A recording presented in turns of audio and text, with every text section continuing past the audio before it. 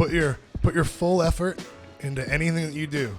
Even if your full effort sucks, as long as you're putting in what you know to be your full effort, then you can at least die knowing that you did your best. Yeah, and you're gonna get better. Yeah. You're gonna gain when you try. You're only absolutely.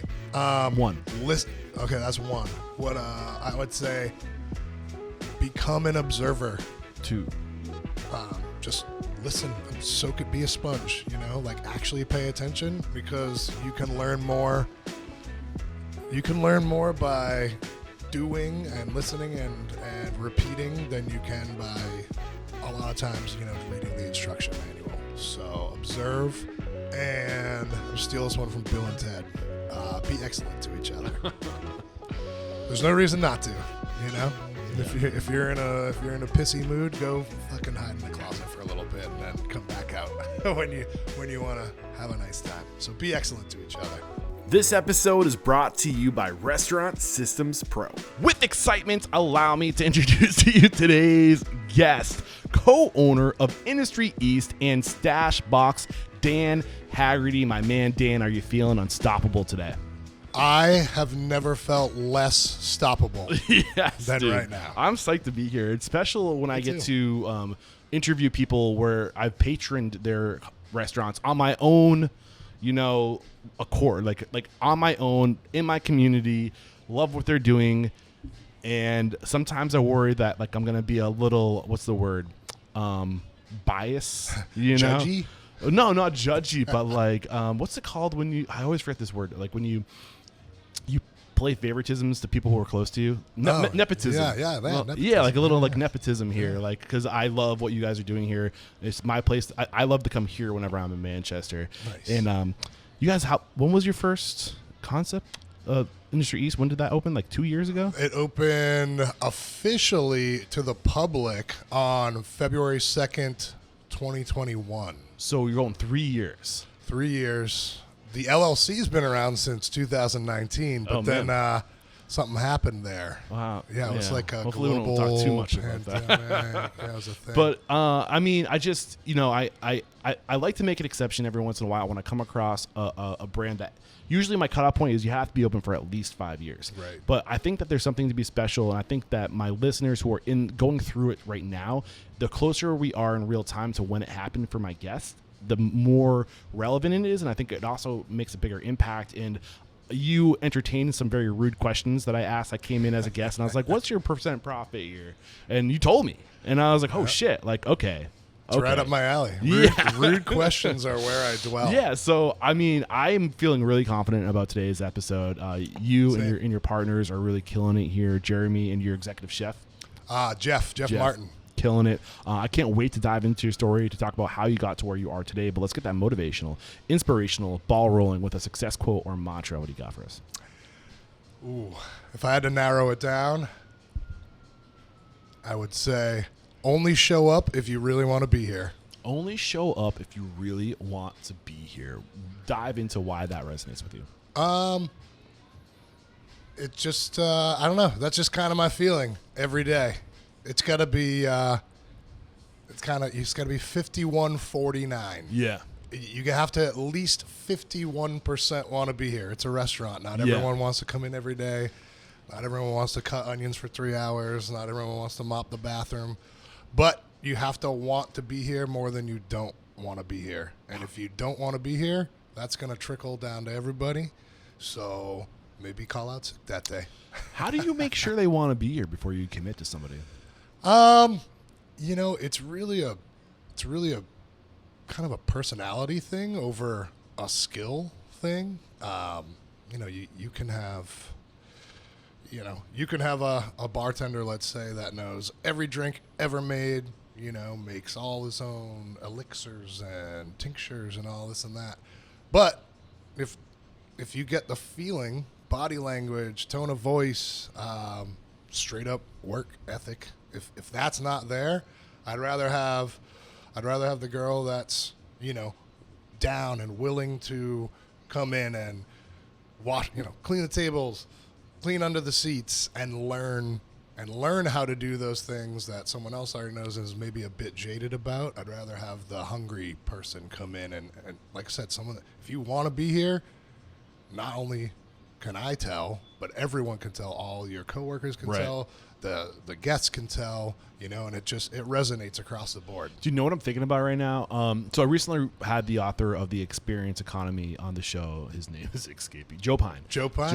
Yeah, it was a really great conversation. In his book, he talks about this idea of like being on stage and acting. You're literally like in the experience economy, we are actors. We are, and have you ever gone to a play where like a middle school or like elementary school play where like everybody has to be in the play, and there's clearly the kids that want to be there and the kids that don't want to be there, and that are just like, you know, a flower in the background or something. The 20 of you over here, you're all farm animals and you don't actually say anything today. And then this kid's really good. He's the star. But like it's funny because like you can just like the kids that really want to be there sell it, and like they're the show. They're front and center, and they're putting on the show.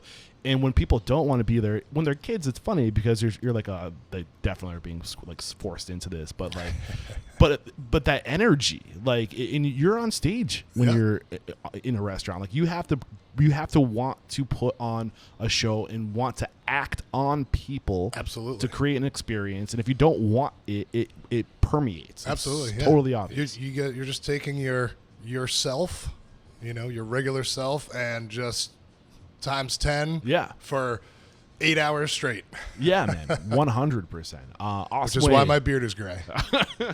Was it red at one point? I'm colorblind. It was like reddish brown, and now all the red is gray, and there's still a little So this is what I have to look forward to right here. Hey, man. I'm on my way.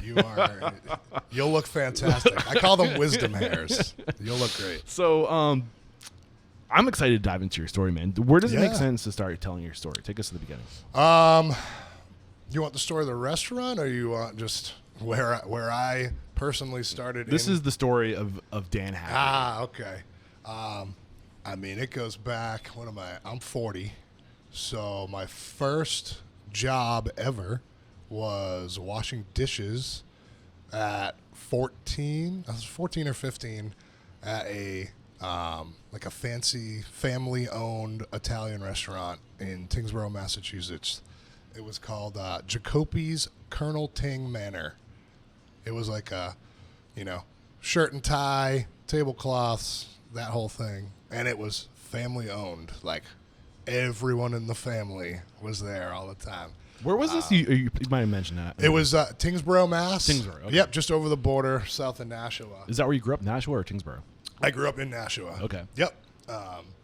So, yeah, started washing dishes. It was cool because I was pretty young and I had a paycheck, which was awesome. And I got to see all the, you know, you're the dishwasher. You're kind of like, especially if you're a kid, you're there, but you're like not there, you know. People just dump all the plates off at you, and the kid will take care of it, you know. So I got to see what was going on in the kitchen, but I also got to get all like the servers and bartenders' personalities because they'd come in and, hey, Dan, can you do this for me? Hey, can you do this for me? Well, the servers and bartenders would say, can you do this for me? The chef would go, get this done right fucking now. So, yeah, started there. They actually moved me up to,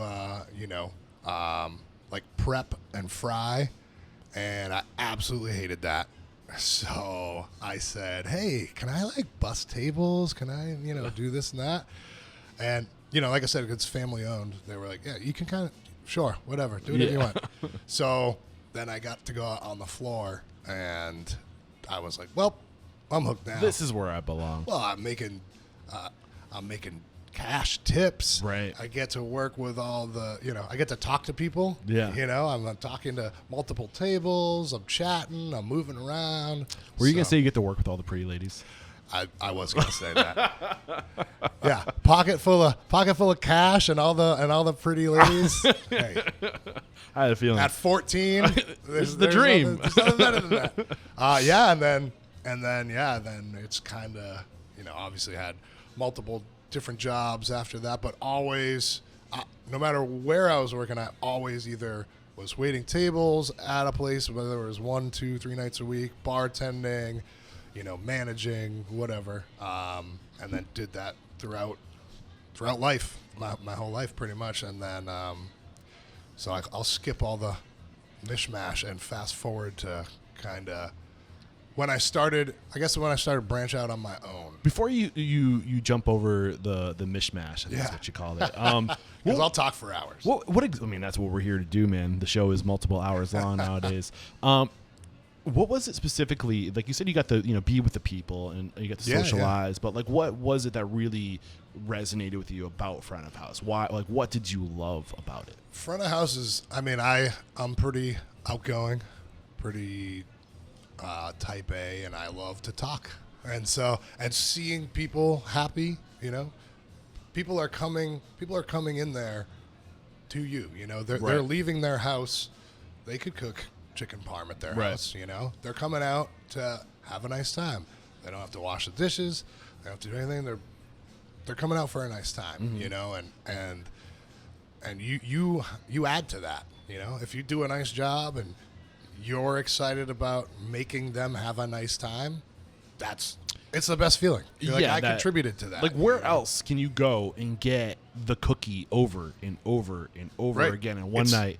The reward of seeing somebody appreciate you. That dopamine hit of dropping something off at the table, coming back in a few minutes. Hey, how is everything so far? And they're like, it's great. Dude, you're just like, there's a part of me, I want to start manifesting this. Like one of my dreams beyond Restaurant Unstoppable is to create a documentary where I go do a deep dive into hospitality, like an anthropological approach to hospitality over time, but like also on like an evolutionary psychology of like, why do we give a fuck about making people happy? Yeah. Like, what is going on there, and how is this a beneficial thing? And doing kind of like, have you ever heard of the book Sapiens? Yes. Like that, Never but read like, it, but I know of it. Through the filter of hospitality, or the book Drunk.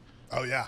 Through the filter of hospitality. Like, that would be such a fun project. But I think there's something going on there in terms of evolutionary psychology where like, it's a part of our DNA, a part of our genetic makeup as Homo sapien to be seen and valued. And I think that like this industry like just feeds that like nothing else. Yeah, I mean, true, because it could change on a dime. Yeah. You know what I mean? Like if you could have the happiest group of people, and let's say, like I said, if you're having a bad day, right?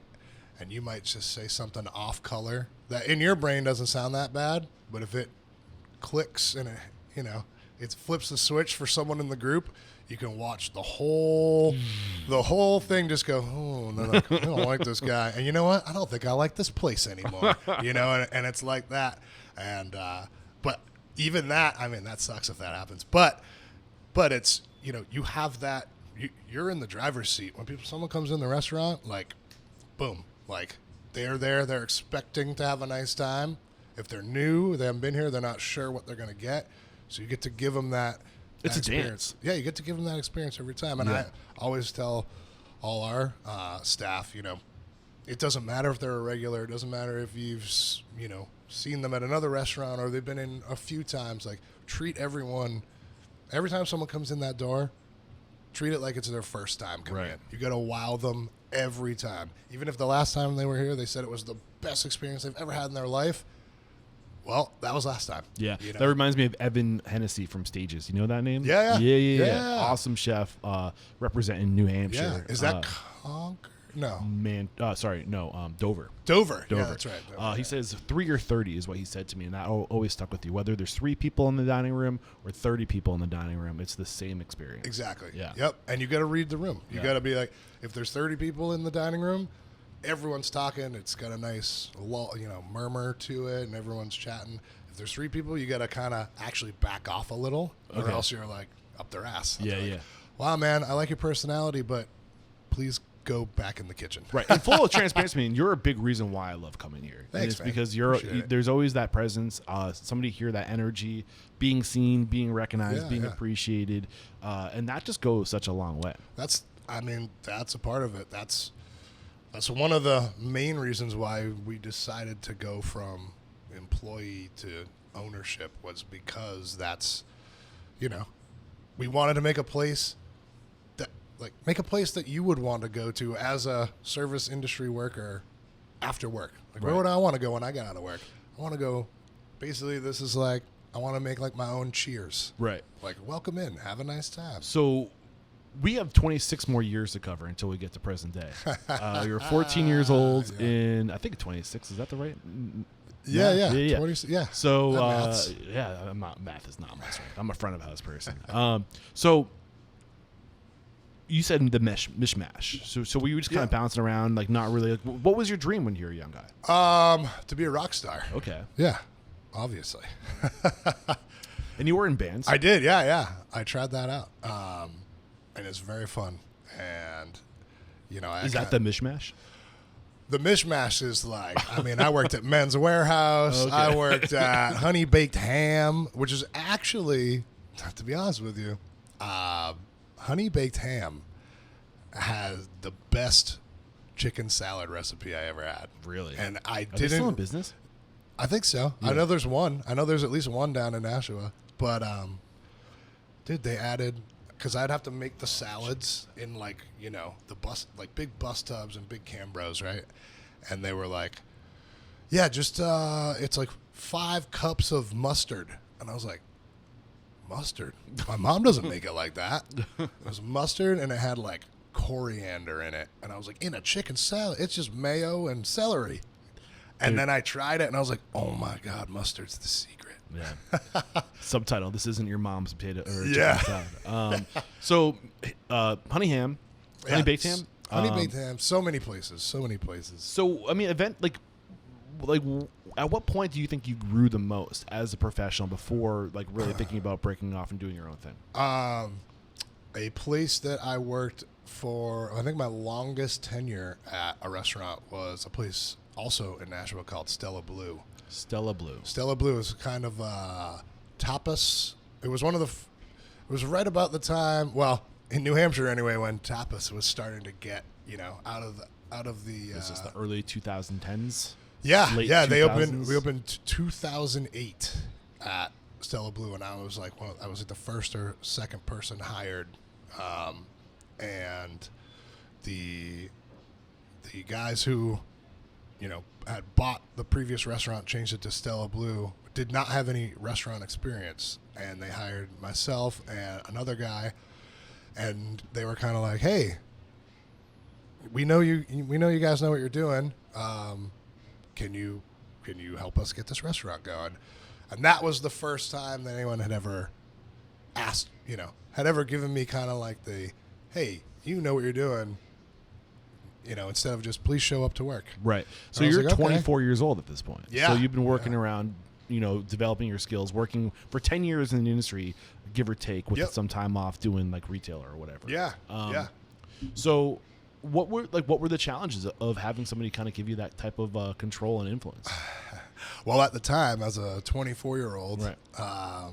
Who thought he knew everything, I didn't see it as like a challenge. It was more of like, wow, these older guys that have a bunch of money are asking me what I think.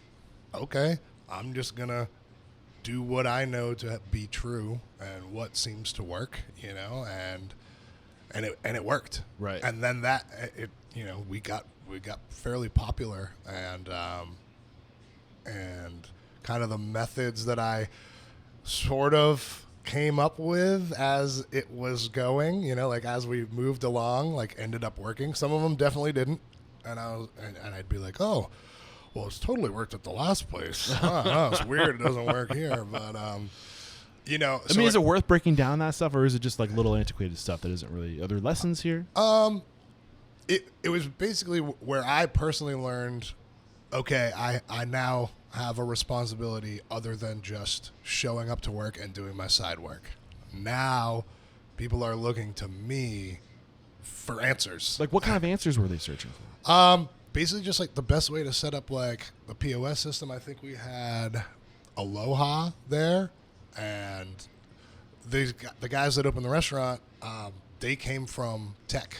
Okay. So they kind of knew how to run it, but they didn't know the best way to set it up.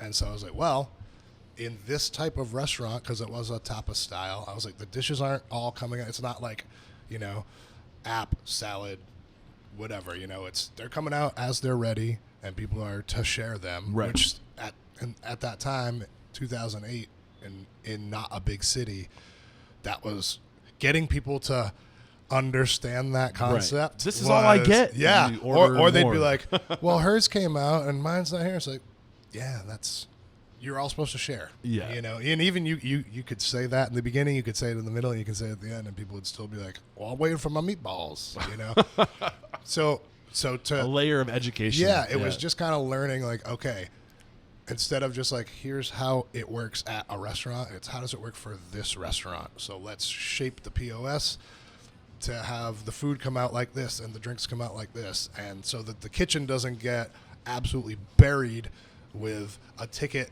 Each ticket has 10 items on it, right? So let's stage this, let's do that. And so we all kind of learned together, and it's the first time I had worked at a restaurant that had that concept too. So I was kind of like, having signed on before it even opened, I got to learn how to build a structure around kind of a new concept. You said this really is cool. like the longest tenure you had in the restaurant industry.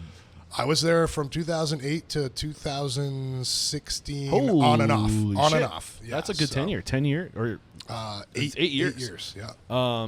So, I mean, how did you grow during this time? Who was Dan Haggerty in 2008 and who was Dan Haggerty in 2016? Still cocky at the beginning and the end. But, 2008, it was more like, hey, this is a cool opportunity. Who knows what I'm going to do later on?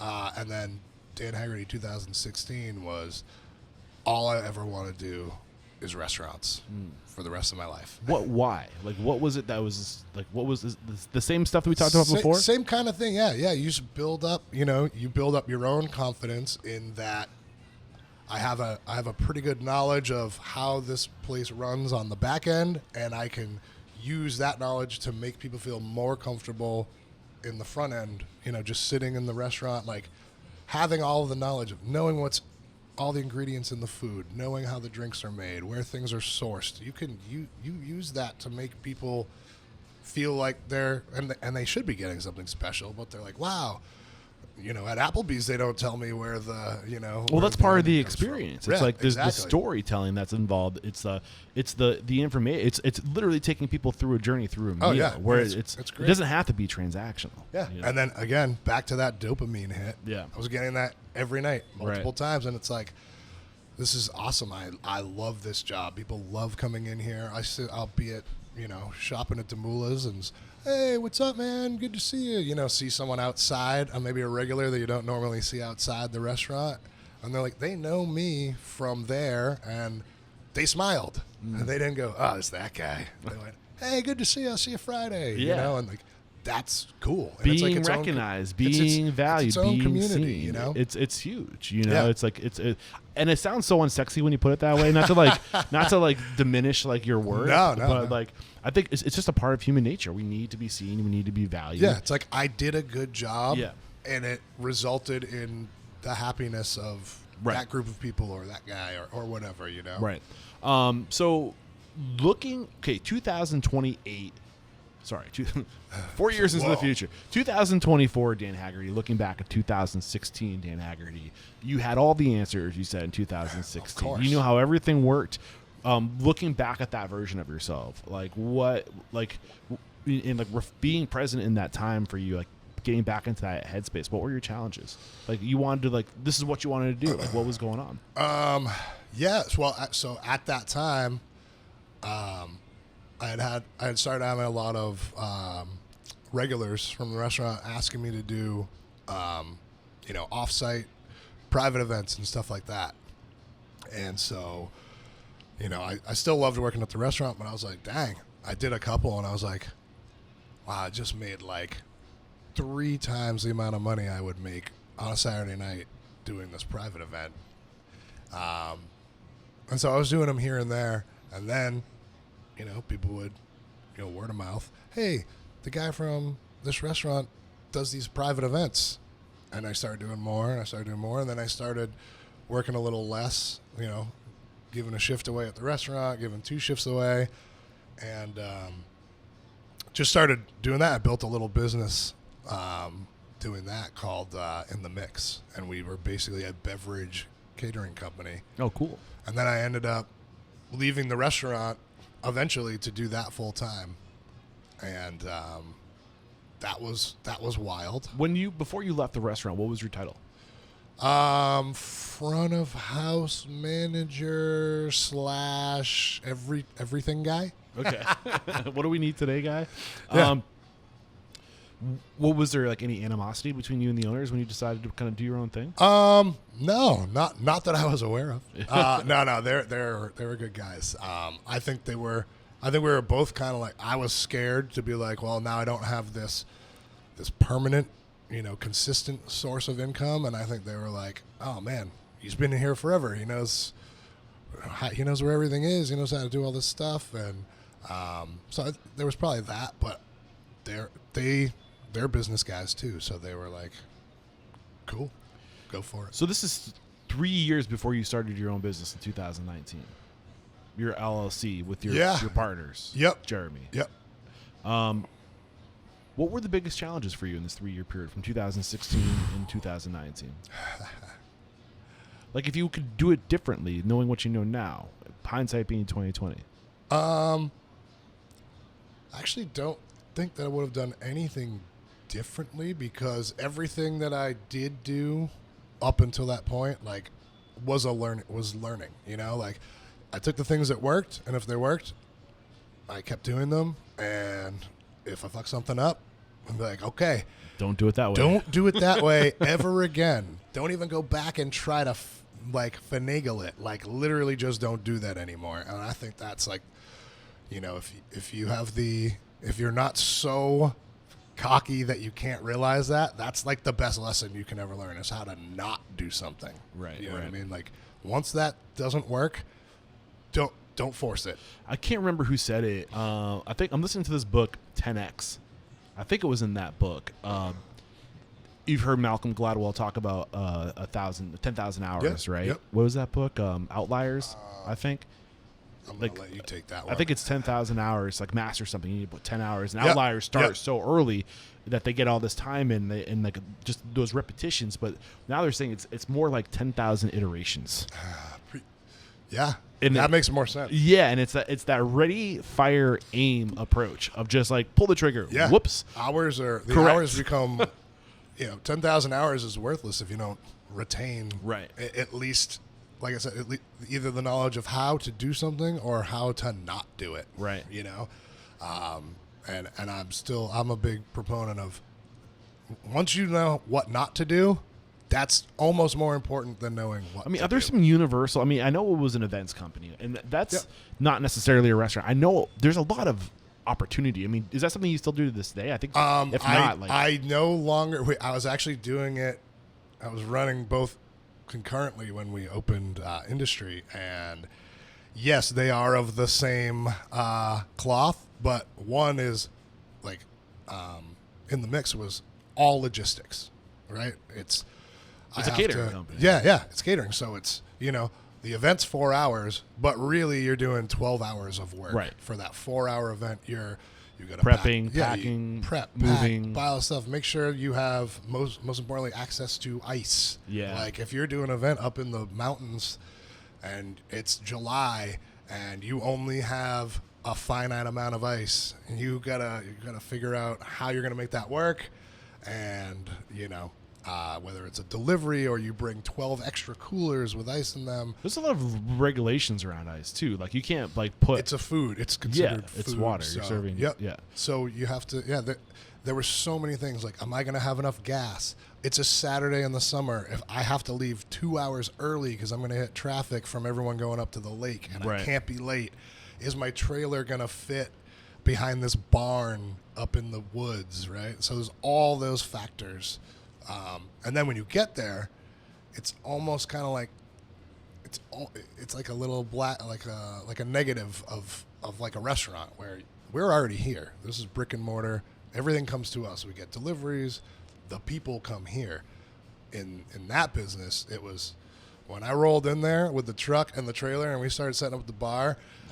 hip hip hooray, the bartender's here, yeah. I mean, like, you're not Talk about being seen and valued. Well, yeah, people come in here and they're expecting, what they've heard to be true. So you have to impress them. You show up there, you crack open a Coors Light, and you are, thank God you're here. You can't do a bad job, right, essentially, with that. Well, once you get there too, you probably, unless you go out ahead of time and you kind of do site purveying, and like you're like, okay, yeah, you have to. It's a lot. Where's this going to go? Where's that going to go? Yep. What were your biggest challenges in this type of business? Like, what are your, like, people who have maybe thought about doing beverage catering, which I think is a great idea, especially around coffee, a coffee service too right now. Like, that's a great breakout idea. Sells itself right. much. Like what is, like, you share a lot of the unseens of the things that you learn the hard way, but what were your biggest challenges? Biggest challenges, staying financially stable, because it is kind of a seasonal thing. So you have to get, wedding season, you're going to get crushed. That's where you're going to make 2/3 of your money during wedding season. Then you have to have either have accounts, but you have to build relationships, so that, like, we used to have accounts with some bigger businesses, and they would do like Friday happy hours, like every other Friday. And so that got us through. It's like executive accounts where you go into like corporate offices. Yeah, actually. Are they hiring? That's not right. I was like, man, these kids are like 23 and they're making way more money than I am. But so we just kind of building, and that's where the word of mouth comes along again. Still is, hey, this guy does this business. A lot of people don't even know that business exists. So they'd hear about it and go, oh my God, my office, we usually just get Subway and, a couple 2 liters of Coke for our outings. We can have a guy that's insured and licensed come and serve us booze in our office. Hell yeah. Insured and licensed. I was hoping that would come up. Like, what do we need to know about insurance? And like, so, did you ever get in trouble? Did you never not have the right insurance? Yeah, I mean, so in New Hampshire specifically, because I could go out, depending, you can get like 1-day insurance here and there, but I was covered for everything. And there are very few insurance companies that do that type of insurance, because it is a big liability, especially with alcohol.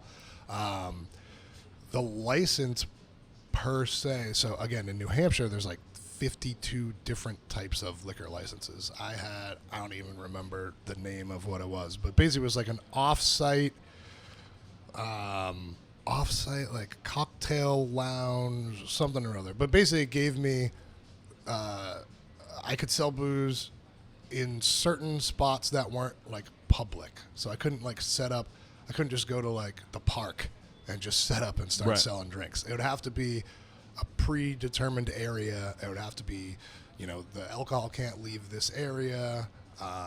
Same kind of thing that you would have in a bar, just random locations.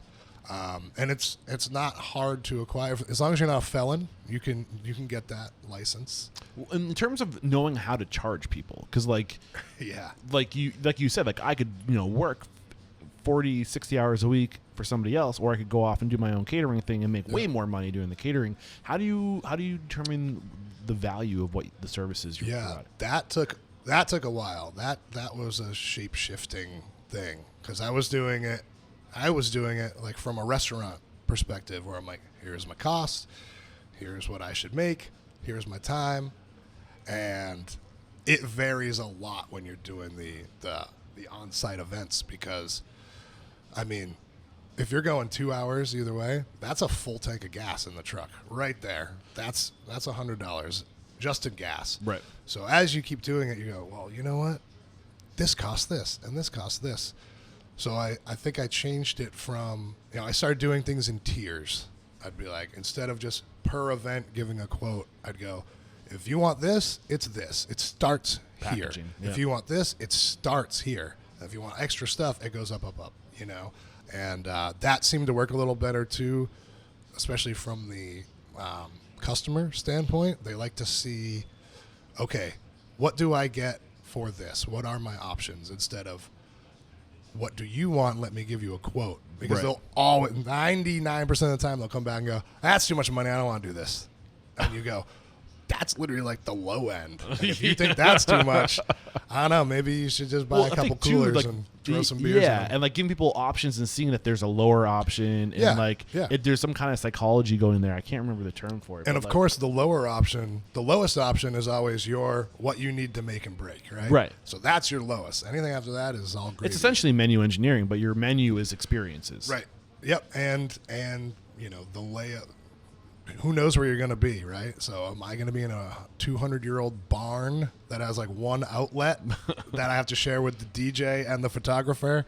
Did you travel with your own generator? Yeah, right. So I never did. That was off my rider. I was like, nope. Here's what you get. It's a great business. I still love it. It still exists. My girl Nicole took it over. So. Did you sell it? In a way, okay. It's a long sale. Okay, it's a long sale. Well, I like that. I mean, I think it's good to set somebody up in over time or whatever. Yeah, and again, an example. She wanted it. She wanted to take it over. So what was going on in 2019 where you're like, I'm done with this? Or were you not done with it in 2019? I wasn't really done. I wasn't done with that. I didn't know that I would have to be done with it because in my brain I was like, I can do all of this. It's actually, totally before fine. we dive into that, I just realized we got to take a break to thank our sponsor, and Yeah. we'll come right back to unpack just kind of the transition from what was it called again? The mixology? In the mix. In the mix to what is your LLC today? This is Industry LLC, and the other one is Stashbox LLC. Got it. We'll transition to present day. We'll be right back. Yeah. We have to interrupt today's episode to let you know that every second and fourth Thursday of the month at 1 p.m. Pacific, 4 p.m. Eastern, Restaurant Systems Pro CEO Fred Langley is going live to teach you everything you need to know to run a profitable restaurant from soup to nuts. All you got to do is click the link below. We're back, and in your story, what were we last talking about? You were making the transition. The year's 2019, 3 years in the bag with your own travel mixology catering company. Yep. What was your mental state? Like, what was the vision at this point? What's going on inside the head of Dan Haggerty? It was kind of 2019. So, my partner Jeremy and I were actually working at a restaurant right around the corner from here called the Birch on Elm. And it was kind of we were kind of just getting to that point where, we've been doing this forever, and it was like, I feel like there's like three things that you do at some point in the restaurant industry. You're 35 years old at this point. Yep. So you either leave, and you go, I'm done. I'm gonna do real estate now. Right. You stay and you're completely cool with your shifts and doing your thing, or you take that next step, right? Where it's okay, I'm all in. I know this business is volatile, but I feel like I know it well enough that I can take everything I've learned and my ideas and make my own thing. And we decided to do that part. So yeah, we gave a 6-month notice over there, and we said, hey, we're gonna open our own bar. Why 6 months? Just because we had been there for a long time, and it was a small place, kind of like this. So were you working at Birch the entire time you had your mixology company? Yep, I worked at like 3 different restaurants while I was doing that. Wow. Because of the fact that I still, even during the week, if I was, we were still bringing in a good revenue, but there'd be like Tuesday, Wednesday, Thursday where I wasn't doing anything. Yeah. Also networking with other bartenders to pull, I'm Yeah. sure, like during, hey, you're off. You want to pick up a shift for me? Yep. Like, it's probably one of your biggest challenges doing those everyone catering that events. worked for me at In the Mix worked at other restaurants because it was, you only have to show up for 4 hours, dude, and you're going to make like $500. Let's I think go. that's the biggest thing is having a network of people to bring with you into that's one of the biggest challenges. If you go to a city and you don't know anybody and you're trying to open a restaurant, whereas if you work the past 15 years of your life in the industry and you've gotten around and you started your own side hustles, Yes. everyone knows everyone. Like, am I making shit up right now? No, that's absolutely how it is. Yeah. I mean, especially around here, you can go into any restaurant and be like, I know that guy. I think I worked with that guy like 10 years ago. it's such a good networking. Right. And it's a community. Yeah. I mean, like, give 6 months. Like, what, like, now, like, you get to help replace you get to bring up the people that are going to be replacing you. And as a business owner, I mean, the amount of respect that you're getting from the community, you're only going right down the street. Like, continue that train of thought. Yeah. So, you if you do a good job, you build up that kind of reputation, and then people want to work with you.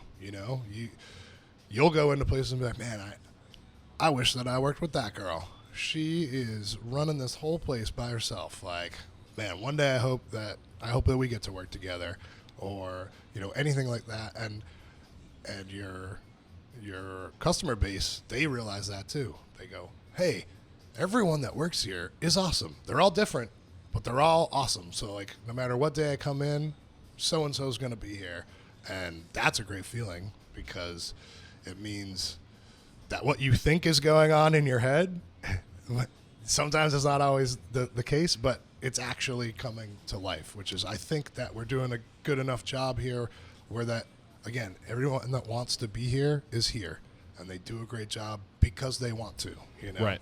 And that's really cool. And yes, being in a general area, I would be scared shitless if I was like, I have to move to Baltimore and open a restaurant. Like, I know like 3 people in Baltimore, Right. so that would be very scary. Yeah. I I wonder sometimes people, I mean, unless you're like a Death & Co.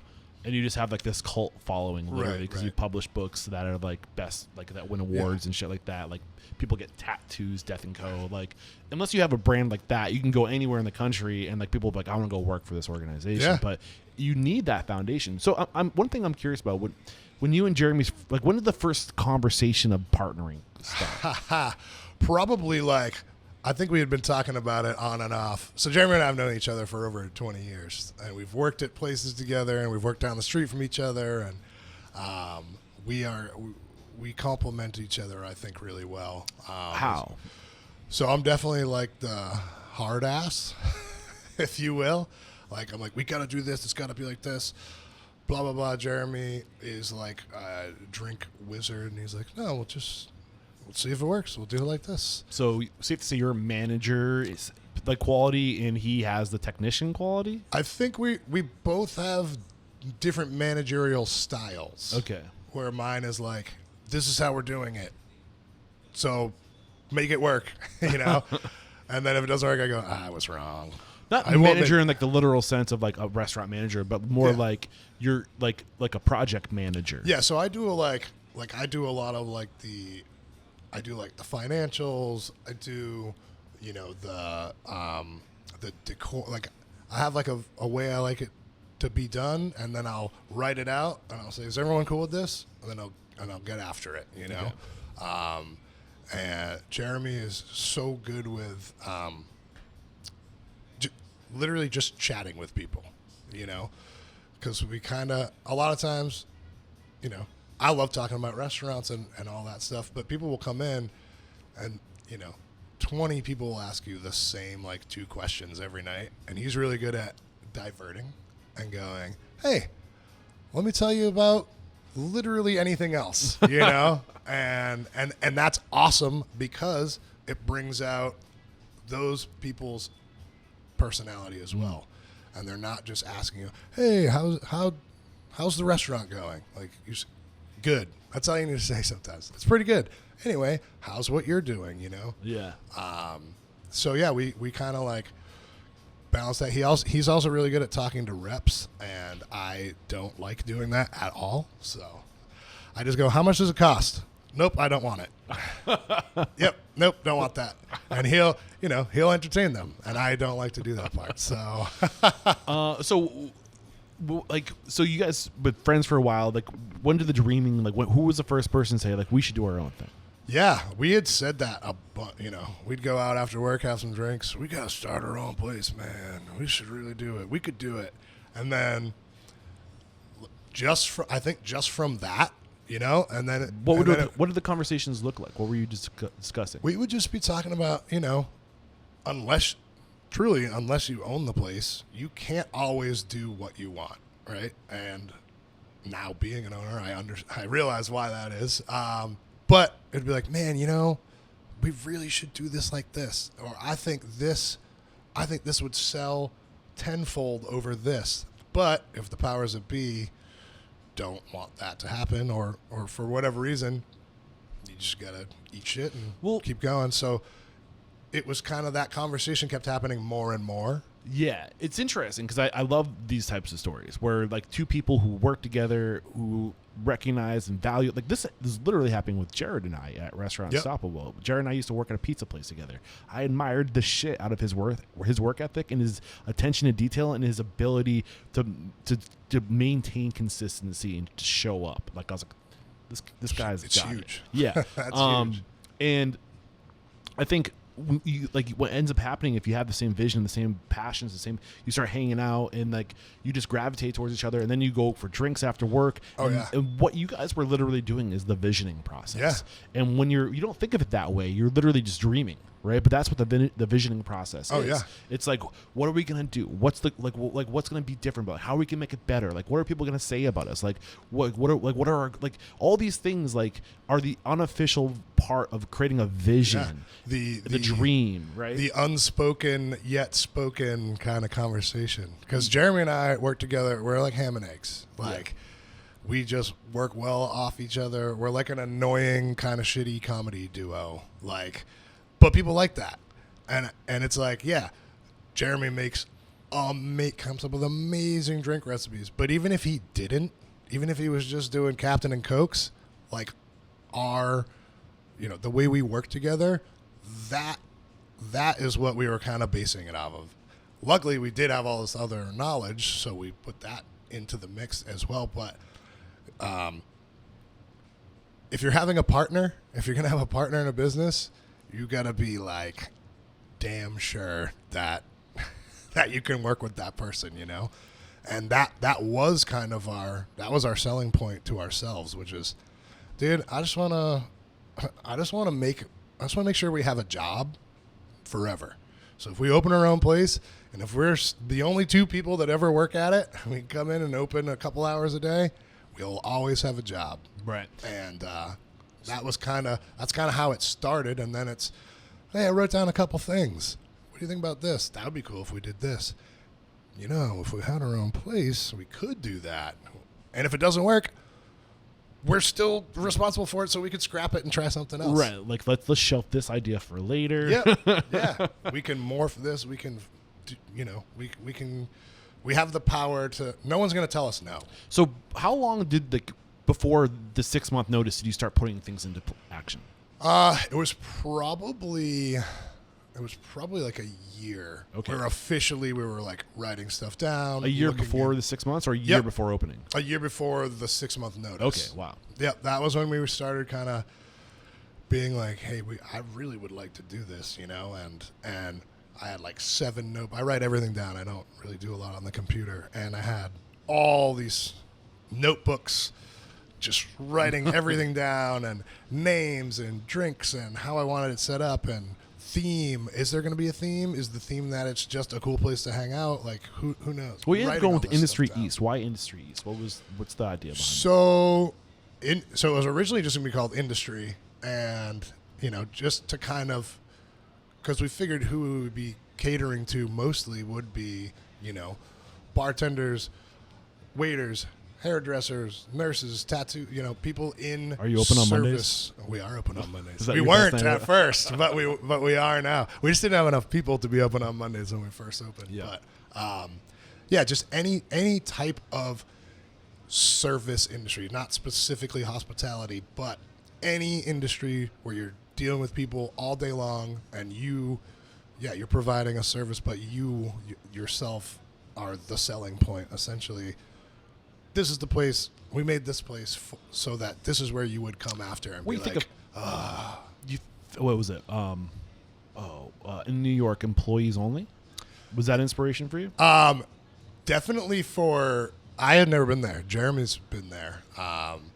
And I think the concept of it was really cool, but we didn't want it to be exclusively that. You know what I mean? Like, we're in a neighborhood, so we want to be like the neighborhood bar, kind of the everyman, the bar for the everyman, but you get really good, you get good quality Bartender's stuff. bartender. Yes. Yeah. Yeah. Like a bar where you can just come hang out. That's, like I said, kind of like Elevated. a Cheers. Yeah. But you're getting like that really good drink. Yeah. And you're getting top tier service, but you can still say fuck and, have a nice time and be yourself. You don't have to be all snooty.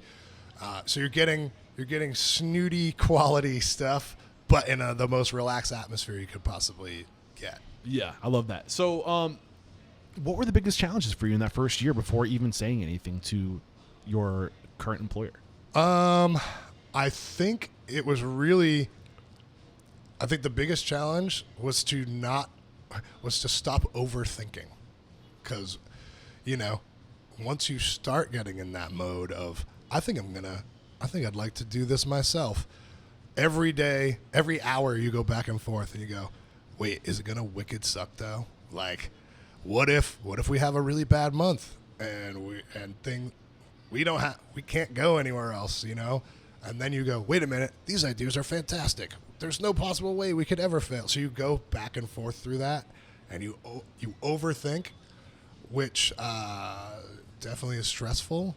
And I think if anything, it would just be like stay a little bit more focused. How'd that make you feel? This point of just like analysis or paralysis by analysis. I think eventually you have to convince yourself to just shut up in your brain and go, now we're doing this. We're doing this now. Don't think about what's going to happen.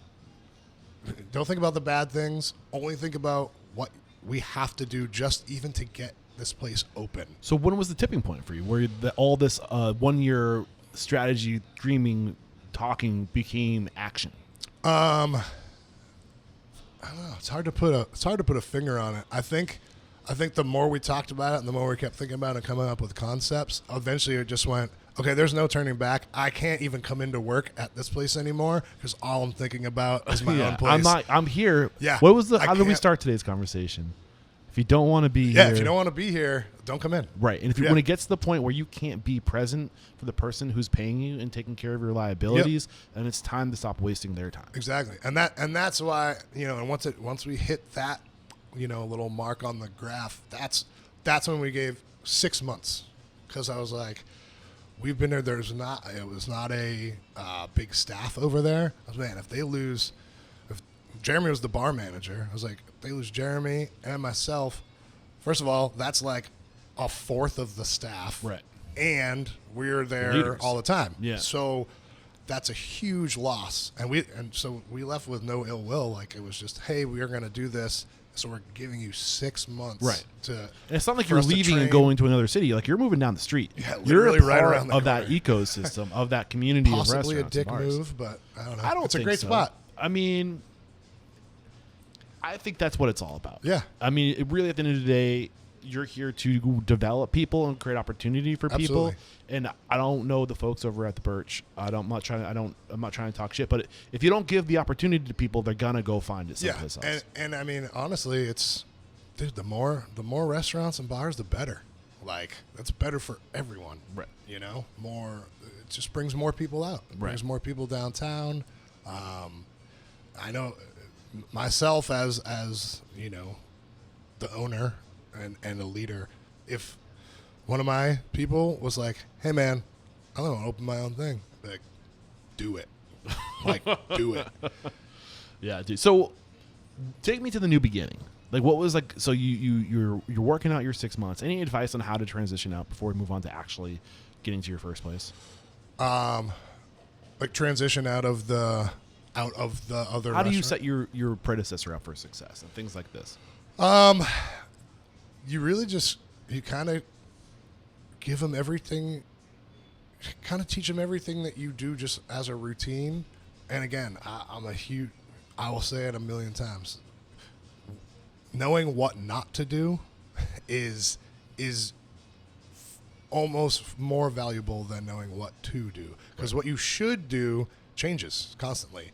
But what not to do rarely ever changes. Is you what know? not to do relative to the specific location when you're talking about these things, or these general lessons? I mean, it's kind of, some of it's common sense, and some of it's just, don't ever do that. If someone's new or has never worked in a restaurant before and they do something where you're like, okay, hey man, come here. That's an absolute no-no anywhere ever. Like, do not do that. Don't pick up a plate and lick your finger in front of the guests, right? But we laugh, but dude, do you know how many times happens. I see people wipe down seats and then turn around and use that towel to wipe off the table? I'm just like, oh, it happens all the time. And again, and it's those little things. And like, if no one's ever told you not to do that, you're gonna keep doing it. I'm guilty of this next one. I used to love keeping my towel in my back pocket. Yep. Can't do that. Where do you fall on that one? I keep a towel in my back pocket, but I'm rarely like on the floor, and it's mainly if I'm going to like shake someone's hand, and if I have somebody and I go pop, right, and that's it. I mean, it's so convenient. This is nice. I like it. I have, what I mean? I have like 130 like bar towels at my house because they're always in my back right pocket, and then I get home and I go up. Whoops. Stole a towel again. So okay, let's get to actually like opening, going through like you found the location. What was it about this space that appealed to you?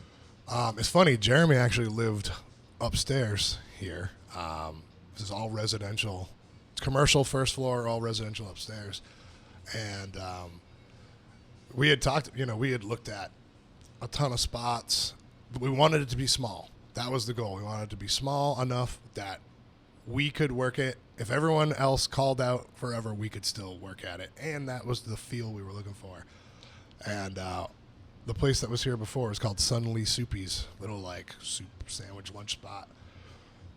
It was here one day, and then at night, Jeremy was coming home from work, and there was a for lease sign in the window. Oh, man. And he sent me a picture. He goes, dude, that spot on the corners for lease. I go, call the guy immediately in the morning. Call that number. Called it, looked at it, I think the next day or the day after, and it looked like shit in here. It was so ugly and gross. But it was what we wanted. What was what you wanted? The size, the location. So we're on Hanover Street here, which is Like great. less than a block from the main drag. Yeah, you're off of the main drag, but you're very close to it, and it's the most well lit street in downtown Manch, and you're just kind of like you're still in the thick of things without being like on the main road, Right. Which is really awesome. What about are you willing to talk about numbers? Sure. What about rent? At the time, so it's like it escalates. I think it goes up $49 every year. Okay. And because it's a small spot, it's 805 square feet. So our rent, when we first signed it, was really cheap. I think we were paying $10.30 a month. Yeah, it was less than my apartment. Wow. And right now, I think we're at $12.20 right now. But still, with all the amount of inflation post-pandemic. Yep. So My electric bill, way more. So, what were your biggest challenges getting it from a piece of trash soup spot to your dream first restaurant? Ooh, how long does this podcast go for? Biggest challenges. Let's see if I can categorize it. One, because it is so small, it was how are we going to get everything that we need to be functional in this space? And we did 20 different layouts. We did this and that. Turns out the way it's set up now is the only way it could have worked. So that's how we had to do it. Like regulation-wise? Regulation-wise, just maximum seating capacity-wise and efficiency for putting out drinks and food quickly. How many seats? There's 20 actual chairs inside, and our capacity inside is 25. That's not including employees. And then in the spring and summer, when we can have outside tables, we have 18 outside. So basically doubles the size of the restaurant, which is where we do, from May to October, we do 2/3 of our revenue. Wow. Because we've literally doubled. So. Yeah. Is there a challenge with? Are you limited with throughput? You wanted a small space, but hindsight being 2020, do you think you should have gone a little bit bigger for the amount of the volume? I sometimes, but very very rarely. When we have the outside tables, that's our max. Like, we're just maxed out. We can't even. You got 20, 50 total seats. Yeah, we just can't do any more than that, and it's actually without awesome. Providing good service. Yeah, yep, providing good service, providing quality food, quick quality drinks. We just can't do it, and so I think it's perfect the way it is. If you haven't worked in it and you look at it and you go, how the hell do you serve 50 people out of a kitchen the kitchen's 203 square feet, smaller than a food truck. Wow. But it's efficient. But how do you do it? We kept the menu. For the chef? Yeah, no, well, we keep the menu, we don't have a hood vent, so everything in the kitchen is electric, which initially seemed like it would hinder the menu, but actually it made us really think outside the box a lot. And what can we do with this? Hey, if we're not going to be able to have a fry later or have an open flame, we have nothing fried, no open flame. So it's like, as a chef, from Jeff's perspective, I know that he felt kind of boxed in at first, but then we started going, well, dude, now we can do whatever. Like, things that people just generate towards when they have a full kitchen. Well, we got to do this. We got to do fries. We can't do that. So we have to do other things. Right. So I'm thinking of just recently saw like a Instagram reel from Sean Walsh's podcast, Restaurant Influencers, and he was interviewing this. I think she got inspired by maybe it was like Indian street food or like Pakistani street food or something like that. Mm-hmm. And she's like, there is no excuse. Like, you look at what these people do on the streets, the opportunity is boundless. Just think outside the box and get creative. Yeah. And it forces you to do things that other people aren't doing because they take their privilege of having a hood for granted and just do what everyone expects. Yep. Yeah, and that couldn't be more true, for real. Like, as long as the regulations allow you to do something, like, you obviously got to follow the. You guys do flatbreads here, huh? We do, yeah. So that's an electric oven you're cooking the flatbreads Yeah. on? Wow. Yeah, it's kind of wild. We make our popovers every day in that oven. We do the hot dogs in the oven. Nice. So like everything that oven does everything. Right. And then we have a couple induction burners and one panini flat grill. Yeah, I don't want to downplay your food, but would you say you're a cocktail forward concept? Yes, this place is a cocktail factory. Okay, for sure. Nice. But the main goal was always to have, the cocktails are the forefront, but the food has to match. You can't have the, amazing cocktail, and then have shit food. Right. Like, it's just not wouldn't work for us. In those early days of just getting started, anything we haven't discussed that is just a lesson that you would love to pay forward? Yeah, I would say,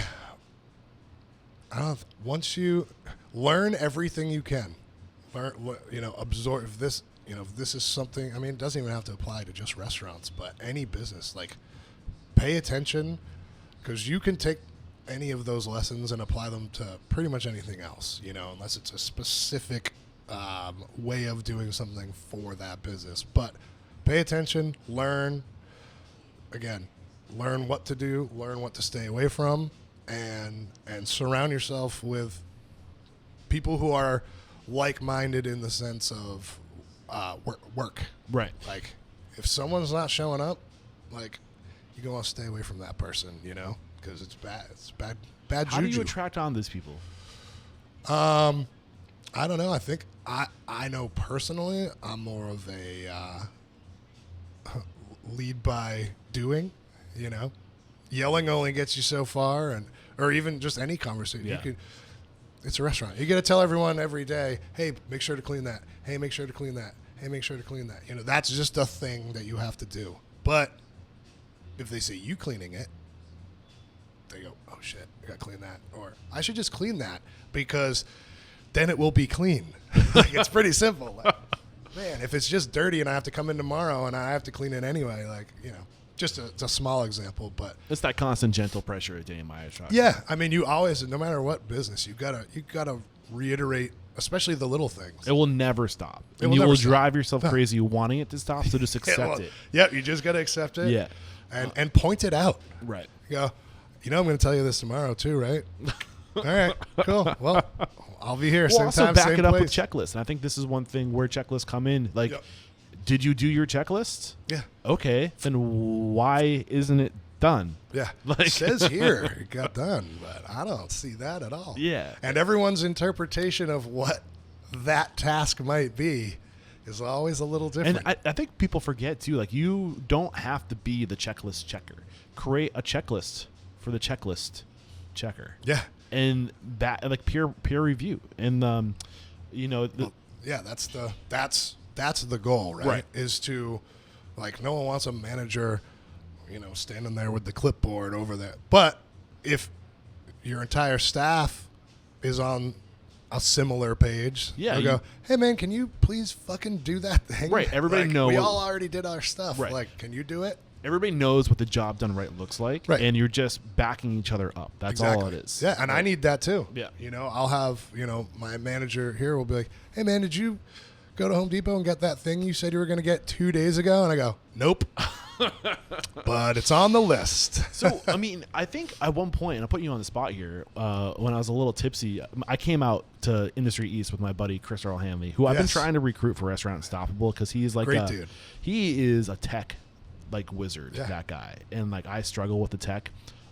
It's my goal to recruit him to be like my who's the dude that works for he would be pissed off because he wants to be 007 but I want to be 007. But who's a guy who like is like the tech is a not money penny, is it Q? Is it Q? That sounds right. I don't know, but like he's so good with technology, and like I just want to like set him off on restaurant technology, but like, figure this out. Anyway, he was with us. We're celebrating the fact that I got approved for my loan to buy That's the right. RV, and we're here. So I was a little tipsy, and I asked you what your percent profit was. Do you remember what you told me? I don't want to put you on the spot. If what you told, like I'll let you. It was probably at what, like 20? I think you said at 1.35%. It was the first year. That's crazy. It's like gangbusters. It was crazy, and there is a whirlwind of reasons why that happened. Why? It's certainly not that now. Well, I would imagine it was your cost. So your prime costs were probably down. Our labor costs were nothing. Was you and Jeremy? Labor costs was nothing. Just Jeff. Jeff's on salary, so Your labor cost was your owner's pay. pretty much. And we didn't pay ourselves for. We only made tips because we were the bar. We were out front, and Jeff was in the back. So we had very, very low overhead, extremely low overhead. Also, at the time that we ended up opening, we opened during the pandemic, and to the tail end of this when they started letting restaurants open again. So 2021. Yep, and we were scared shitless, first of all, because we were like, are there even going to be restaurants anymore? What did we do? Did we buy a already Can you imagine scratched? a world without restaurants? Dude, And that was a oh, legitimate part of the I conversation. know, We were it's so crazy, dude. Literally sick to my stomach Yeah. daily. Because I was like, well, that's all our money. I have no more money. We have to open. If we sell one Sprite, I'll be cool. But because of the timing, seemingly it went from the absolute bottom of the barrel worst feeling thoughts you could have every day about opening a restaurant to when we opened, a lot of restaurants were either still closed, had super reduced hours, or like a tiny menu. They'd reduce their menu. We opened. We hadn't worked in 11 months, like actually worked a shift. We had just been building the place. So when we opened, we were open 5 days a week. We were open till 1 a.m. We served food late, and it just we were the only place doing that because there was only us. Yeah. And people were like, You have to be open late if you call yourself industry, and you're the place yeah. where people come after they get off yeah, work. food late, drinks late. And just that alone, and again, having been in the area, I was like, yo, if just our friends come in, I think we'll be all right. And it quickly, it was rapid. It was rapid. So you didn't like promote, you didn't announce anything. You just opened the doors and let people. Yeah, we still. Why that approach?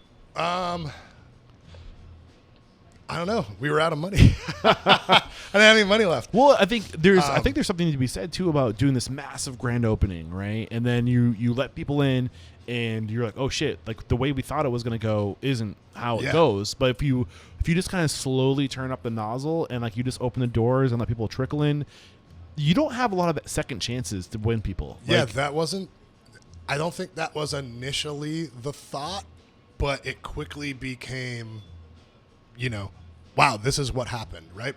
Because we opened in the craziest time of all time for restaurants, like we're like, what? We can't just be like, hey, come to our new restaurant, right? Because people weren't even really coming out still then. It was other restaurant people and nurses and anyone that was going to work every day, so it became that spot for a lot of people.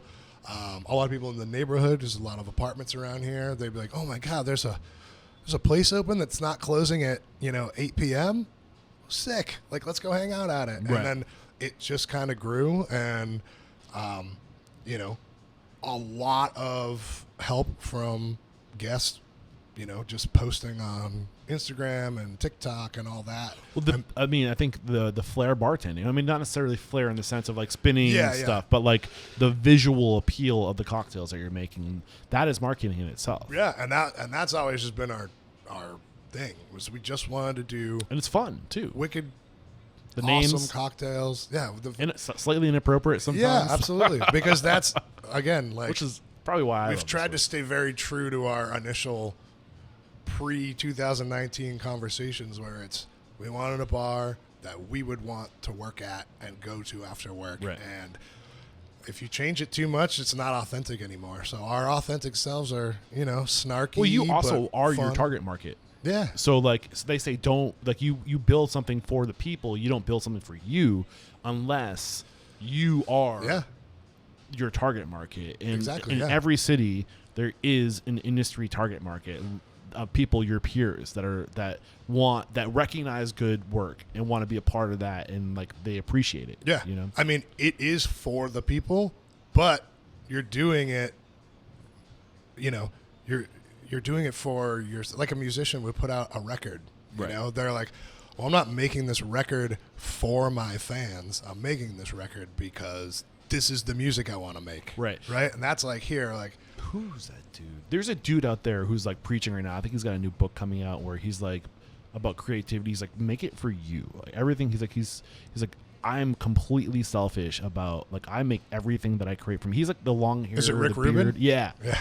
Like super hippie. Yeah, dude. man. His vision of music and art is very similar to how we do the restaurant, right? Which is like, hey, I think this is a good idea. If I think it looks cool, hopefully other people think it looks cool. Right. But I'm never going to put up something in here because someone else said, hey, you should get this thing. I was like, nah. There's constantly contradicting advice in this industry. It's like, you got to like find out what's missing in the market and reverse engineer and create, like, yeah, that is an approach. Yep. Also, you could do that. Being a badass who just creates really cool shit and is so passionate and so unique and is creating things that you want, like, there's something to be like, I've seen that time and time again where that works. Yeah. So like, which one is it?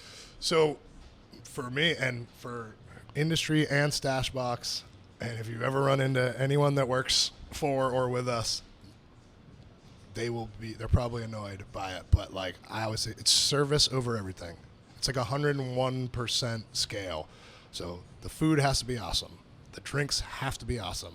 The atmosphere has to be awesome. But service has to be above all of that. Just a little bit. Service always has to be number one. Because you could have, you can have the best food, the best drinks, wherever, in a really pretty spot. But if your service isn't good, eventually people aren't going to come back. Right. But if your service is good and you're 99% of the time you're consistent, and then one day you fuck something up, People are going to be a little bit more forgiving Right. because they've been treated well and had a nice experience. Even if that one thing gets fucked up, then they'll. If you're a shitty service and then you fuck something up, no, they're not coming back. Be more specific. What does number one service look like? Everyone doing their best that they can that day. Everyone working as a team, saying manners. Manners are a huge thing. Someone walks in the door, hey guys, how you doing? Someone's leaving, hey guys, thank you so much. Saying thank you. So these things are rituals, right? This is Oh, yeah. this is like, how do you bake rituals into, how do you make sure that's being done every day? Emphasis. How do you make sure people show up and they want to give their best every day? It's just that, just re-emphasize. Like I said, you basically, the restaurant is doing the same like 4 things every day, pretty much, right? So it's you just gotta emphasize it, and then What do you mean by emphasize? hey, greet those people. So Don't miss anyone. Give everyone the same treatment. Initially, because obviously, if this table here is having a great time, and that table over there is a little bit more subdued, you're going to be rowdy with these guys and joking around, and then over here you can't just be like, yo, what's up? Yeah. When they clearly don't want to be spoken to as such. So you got to read the room and just give the best service. Basically, like I said, people that we try to hire, it's more of a personality thing. The skills come along. I mean, I think there's things you can do. So I'm thinking of Mendocino Farms right now. Mario Del Pero. Yeah. Had him on the show. A wizard when it comes to culture. And he was talking about the things that they do to emphasize these things. You can have triggering moments that resurface your values. For them, their triggering moment to acknowledge their guest is the first guest that walks through the door every day. They all cheer something. I can't remember what it is. That's kind of awesome. But they just say they all like say something, and everybody has to say it. Yeah. But it's that resurfacing that we see this person. They are the first person here, and we are collectively acknowledging them, and it's a celebration of the day has started. Yeah. Yeah, And then, that's pretty cool. And like they do it for the last person who leaves. So like this is something that is just a ritual. Yeah. And you look at every culture across the nation or across the world. I mean, like all these different cultures, they have rituals that are unique to their culture that echo and reinforce who they are and what their values are. And it brings people together. Right. And every restaurant is a microcosm of that. And you have to recognize and value your values by creating rituals to resurface your values. Yeah. Yeah. We could actually, now that you've brought that up, it made me think of, so here at Industry specifically, when someone comes in the door, a lot of times we'll race to see who can bring them menus first, and it's just like a thing that we do. It just started one day, and it's kind of funny, and it looks silly, and we laugh about it, and then the people laugh about it, and it just makes them immediately feel comfortable as soon as they walk in the door. Right. Makes them feel comfortable because it's kind of goofy, but it also makes them feel like, wow, there's 2 people coming at me with menus. They want me to be in here. You know what I mean? And they're having a nice time. Yeah. And it's a joke and it's fun. it's a joke. Yeah, it's like It's a joke, serious. but also like I want you to have the menu as soon as you come in the door. It's a sincere. Yeah, you like when you walk in and no one looks at you. That's weird, right? Right. So to get that attention and be like, oh, they want me to be in here. Like, Yeah. I'm glad I came in here. This is gonna And be that's fun. exactly how I feel every time I come here. Yeah, And that's good to hear because yeah, that man. means it's working. for sure. So you started to allude about your cost of goods and having low cost of goods. Yeah, And yeah. so like, That was the case when we first opened. so low rent relative. Yep. Small staff. It's basically, Small it was staff, you and yep. Jeremy when you started. And Yep. I think going from 35 to 25% or 20%, probably, I'm assuming that was the excess operational expenses going towards labor. Yeah, it's not even really the labor here because we keep that at we're pretty consistent on the labor. We have added people, obviously, since we started, so that did go up, but that's a little bit more of a constant that I can keep track of, the labor part anyway. It's just been, Cost of goods. man, it's crazy. Just, again, that I don't keep meaning to bring up COVID and the pandemic, but it really fucked everything for like multiple years because, I mean, even last year, the beginning, like the middle spring of last year was like, dude, chicken would be like $75 one week, and then the next week would be like $135. Yeah. And you're like, bro, I can't even keep, like, these costs are insane. Our electric, specifically in New England, our electric bill went up 110%. Wow. Eversource just went, we're going to charge you this now. And you can't do anything about it because you can't get electricity from anywhere else. So that went up. So literally our electric bill went from $600 to $1,300. Wow. That's crazy. Like in 1 month. That was crazy. And then, again, just the costs of everything just kind of went up. Where do you lie on this idea of just paying it forward to the guests? Like, why would you have less profit if it's costing you more to produce that? It's kind of I'd like to play with the numbers a lot. Yeah. So I'm like, man, if we can offer this, and this instead of this, like we took duck confit off the menu here. It sold, but it didn't sell that well. And then I was looking at the other stuff that we sell, and I was like, the duck's expensive, dude. So, like, some people are going to be bummed if we take that away. But let's just come up with a different thing. Just a new thing that we've never carried before, we've never made as a dish, and hit them with that. So we used to do duck confit popovers. And we were making the popovers every day anyway. I was like, why don't we just do popover, like a weekly popover? So we just change it. And just having that, doesn't matter juxtaposition. The fact that it's going to change every week, yes, everyone loved the duck popovers, but if you change it every week, then there's something to look forward to. Yeah. And something in the market, something to make noise about. They forget about the other ones. And maybe every now and then we'll throw the duck ones back on as a treat, and it's fun for us, and it's fun for the guests. They're like, oh, what are they going to make this week? So what is your menu? It's short menu. Yeah, it's appetizery, nibbly stuff. We have like the kind of starters, which is like charcuterie board. We have a crudité board. We do oysters. And hot dogs. The hot dogs were actually kind of a joke because they started as a joke because of the size of the kitchen. We were like, man, we need to add something else to this menu. And what do people want to eat when they're drinking when they get out of work? Like, they want to eat like fancy trash food. Yeah. So and we could do it. It was like not everything can be fresh made to order, especially at like 11 at night, So what can we throw in the oven and cook real fast and then sear, butter some buns, throw them on the thing. And also it's a hot dog, dude. It's like a blank canvas. Yeah. So you could put anything on a hot dog. And everything goes good with bread and hot dogs. Dude, you have 2, 3, 5 drinks, you're like, let me crush a couple hot dogs. Well, I think, and I'll go on the record, I don't know, there's no one way to run a restaurant. There's a myriad of possibilities and unique geniuses out there.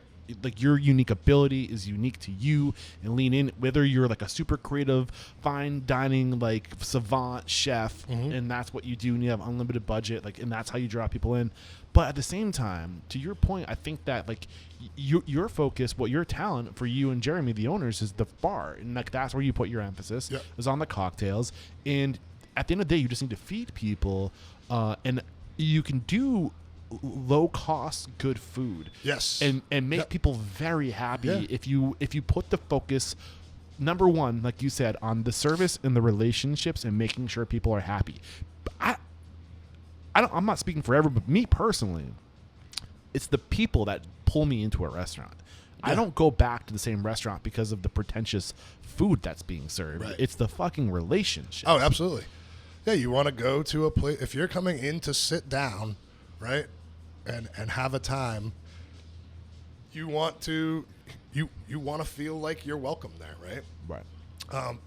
But going back to the menu a little bit, Jeff has this ability to take, we'll call it like regular ass food, and he just I don't know where it comes from. He's just got this thing where he just like our number one selling item on our menu are short rib tacos, but he makes like the sauce that he makes for it is you could just eat that sauce with a spoon. Yeah. He braises them. The way he braises them, they come out and it's the mixture of what he puts in the jus.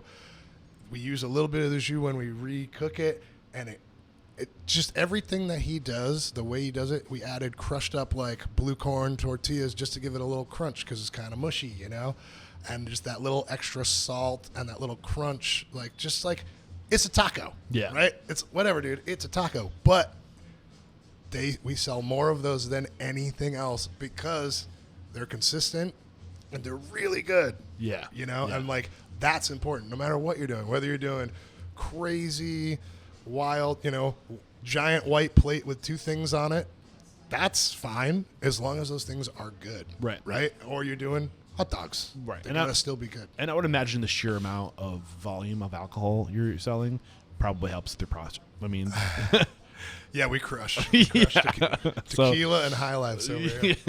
And it just works. And yeah, as far as like the numbers thing goes, you gotta kind of roll with it. As long as you know what your bottom line is, you know, you can adjust and you have to adjust. You have to say, you know what, let's take this off, or let's move this here, or if we can just make it till April when it's going to be nice out, you know, like let's switch this around and always be forward thinking about what the next menu is going to look like. Yeah. We got to talk about Stashbox, man. Yeah. So, brand new restaurant, wearing the t-shirt right now, opened 3 or 4 months ago. We opened, what is it now? It's February. So we opened October 2nd. October 2nd. So 5 months ago. Take us into, when did the conversation of Stashbox start? I think it was about maybe like a year and a half into industry. Well, our original business plan was always 3 spots. And we were like, well, that's only going to work if the first one works. So let's see how that goes. And because of the rapid, you know, like I said, it was crazy here. So because of that rapid heightened, now we had money again. Yeah. We went from literally no money to, hey, we have money to do stuff again. Hi, Amy. No, you're fine. It happens. So it was like, hey, this works. Like what we're doing is working. So maybe it's time to go and see if do we still want to do that works? What is like what are you saying this works? What did you distill? Just kind of the method, like what we've been talking about. You know, it's like, all right, yeah, we can sell hot dogs and be busy. Right. You know, like the concept of the service, everything has to be consistent and service above everything. And as long as we can do that, and it's making people happy, people like to talk about it. They tell their friends because they feel comfortable here. Right. And I was like, we can do that again. I mean, you guys are averaging a 4.8 right now Google review for both Stashbox and Industry East. And that's a complete testament to the staff. Yeah. And that's hard to do. It is hard to do. when you're selling the hot dogs, right? Like, which is a testament again. Yeah. And like, I'm not saying that their hot dogs aren't delicious. I'm saying like, it's proof that like you can do low cost things well. Yes. Yep. And follow that up with amazing service and make people happy. Yeah. Like you do not need to sell frog gua to make money and do exorbitant food costs and labor costs. It chews into your profit. And I'm not saying it's all about profit, but there is a level of fiscal responsibility that the industry is guilty of not delivering on. Yeah, you have to watch. I mean, if you're not watching the numbers, don't open a restaurant. Or if you don't have a person who is interested in the numbers, I wouldn't recommend it. Right. But the 4.8 thing, that's everything that we've been talking about that I emphasize all the time. Hey, greet people when they come in the door. Say thank you. compliment them. Oh my God, that shirt looks great on you. People just talk to them like they're in your living room. You know what I mean? You're at work, but it's your work. Right. Like they're like in your house. So just treat them like that. And so the concept, like there's no real concept at Industry. The concept was to make a comfy place where you could get delicious stuff for not super high city prices. Right. So with the Stashbox, kind of do what you did again. Take us through like were their challenges? Yeah. Unique to that restaurant. So it was almost the exact opposite of when we opened here. So here we had, I had everything planned. I had planned everything out for a year and a half, and then costs were still low. Everything changed over there. One, now we had a place that people like, and once they heard we were opening another place, the anticipation is, well, let's see if they can do that again, right? So there's that. Right. There's the expectation. When we opened here, no expectations at all. Nothing. People were just like, hey, a place. Let's go to it. Now it's like, okay, well, they did this. Let's see what else. Yeah. Let's watch them fail. No. But there was that. Just the social aspect of it, and then there was the cost. Costs were everything. Even when I did like the final draft of the business plan for Stashbox, I had done it the previous October because we got the keys last January. So we opened this past October, but I had written the business plan beforehand. And even from when I wrote the final business plan to when we got the keys to the location, everything had already gone up, and it kept going up. Materials, any type of during COVID when we opened this place, contractors were beating. Hey, I'll do that work. Over there, couldn't get anyone to show up, and if they did, again, it was double what it used to be. Equipment didn't come on time. I ordered an oven in February. It came in July. Hey, you have a hood now too. That's exciting. Just the costs were, yeah, dude. What was that space before it was Stashbox? Oh man, it's been a bunch of places, but most recently, was it a restaurant? Yep. Was it it's turnkey? always been a restaurant. No, it was the opposite of turnkey. It actually was gnarlier than this place when we first opened it. So the last restaurant that was in there hadn't been anything in 3 years because they went out of business. Pandemic didn't help. Yeah, well, they went out of business everything shut down. Manchester's kind of been struggling a little bit too. Am I being offensive when I say that? I think what is struggling is the drive of people to open new places. But it's changing now. Like, it's changing. I think the pandemic was really good for New Hampshire, honestly. I think that a lot of money is coming from Boston and the city, getting out of the big city, and it's tough to buy a house, but yeah, that's not good. But in terms of business, there's money coming into southern New Hampshire. Hey, it's always there if you want it. And I'll go on the record and say this too, and I love it. And I don't know if you've noticed, but New Hampshire, for the longest time, was probably one of the least diverse places in the country. There is more diversity in New Hampshire now than ever before, which I think is fantastic. Well, yeah, it's you're close enough to everything where that if you're willing to settle here, it's awesome. You're 45 minutes from Boston. You're 45 minutes from the beach. You're 45 minutes from the lake. You're 45 minutes from the mountain. Yeah. Like we are. So maybe we should stop talking about how great it is. Don't come here. Stay out. Unless you're visiting. Yeah. No, and Manchester specifically, I mean, we're the largest city north of Boston in like New England, right. In this area. Largest city north of Boston till you hit Montreal. Wow. So Manchester itself it's growing. It already was big. It's growing now. And the more the better, man. Yeah. Diversity. There's so many great places. There's a Caribbean spot down the road from us called Maya's, and they do oxtail, and they do, oh man, so good. So you're only 3 months in, 5 months in so there's not much of a story to be told there in terms of like time has elapsed to this. The story hasn't had time to unfold is what I'm saying. It's happening. Definitely, we've taken, we tried to take a lot of things that we did here and what's up, man? I have a restaurant podcast, bro. I am a part of the restaurant. That's our produce guy, Cam.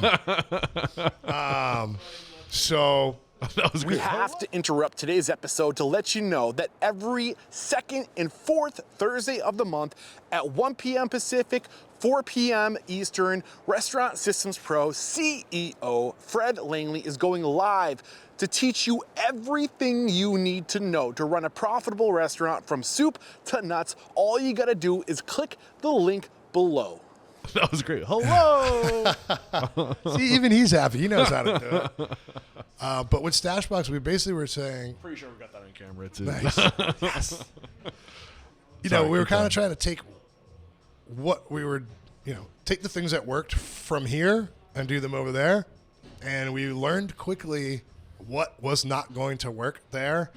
And we shifted. And we're still shifting. What did you learn wasn't going to work there? Kind of the I don't want to call it lackadaisical approach to things because it's so small here. Like everyone sees each other every day here. If you're not here by 4:45, you're not getting a seat. When it's nice out. Yeah, when it's nice out. Whenever I come here, I'm like, we got to get there when they open. Yeah. Well, I mean, as far as actually the procedures, here, it's kind of like, there's 7 people that work at Industry, right? So everyone kind of knows what to do. Right. Over there, way more staff, way more jobs to be doing. And so kind of that assuming that once I show someone one time how to do something that they'll do it again. How are you overcoming that? Just working on it. Just coming up with, it's kind of a trial and error thing. Okay, this worked here. It's not going to work here. Let's try a different approach. Does that approach work better? Does the result better, but it takes way more time? Okay, how can we? It's just kind of a constant figuring out what works best, and then once you do, that's the way you do it. Right. And once you figure it out, when that's the way to do it, how does it stay that's the way?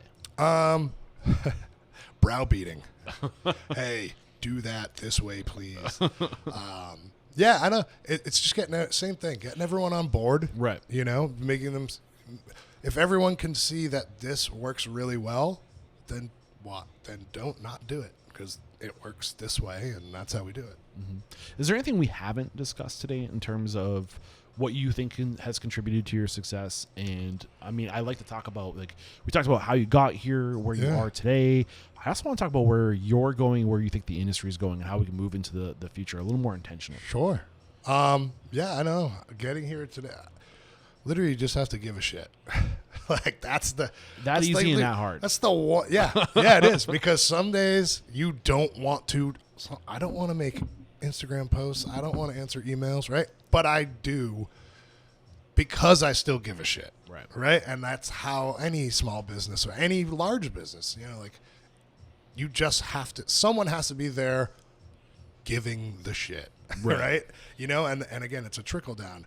If I go in to work and everyone sees that I'm not paying attention, or I'm in a grumpy mood, or I'm, just kind of bumming around, they are going to do that too. If I go in there, I'm like, what's up, everybody? Let's go. They're probably, he's so cheesy. But it's going to lift people. But it's it's okay, cool. Let's go. Yeah. And this is one of the things, when you look at, I don't know, different consultants or experts out there, they usually talk about people, process, and promotion as being the 3 things that you need to focus on to be successful. You need to have systems, you need to have people systems, you need to have the culture, you need to be able to market and promote what you're doing. I'm not arguing, but not enough people, in my opinion, talk about the 4th P, personal growth. Because if you're not there every day getting better and working on yourself and your mental health, and you can never pull people up or push them up higher than you are. Mm-hmm. Your restaurant will only rise to your height. Absolutely. And No, that's what it is. And that's what I'm hearing from you. And I think, and I'm not as close with Jeremy. Honestly, I think I've only ever waved and smiled to him. Yeah. I would love to, next time I'm in here, get to know Jeremy more. Yeah, definitely. But like but you, I mean, I'll say like you're a big reason why I like to come here, because like you recognize me, you lift me up when I come here, and I can see that you do it to your team. Yeah, I think that is what everyone should do. Not everyone does do that, but like, again, you also have to mean it, like I would suggest no one gets into the restaurant business if that's not something that you actually want to do. Right. Right. And here's the because thing. you want to give that experience to your guests, right? Because you like it, but you have to do it with everyone, you know? So I'm thinking like the truth of the matter is like if you like dinner parties, right, and you like to invite your friends over and do these things, you're not going to like everybody that you invite into your restaurant. So you have to like turn do you really want to do this? Because you're going to have to love people you might not necessarily love. Yes, of course. Yeah, I mean, there's always the slightly more difficult folk, but part of the fun, I for me personally, I can't speak for everybody. Some people just put up with shit because they are making money, right? Right.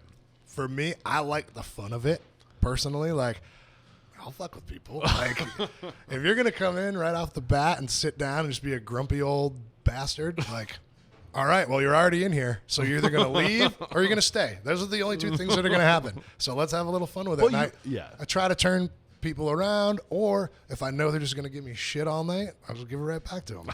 And because we're not corporate, we can kind of do that. And again, I think that's why I've had people come in here. Their first time they came in, they were skeptical.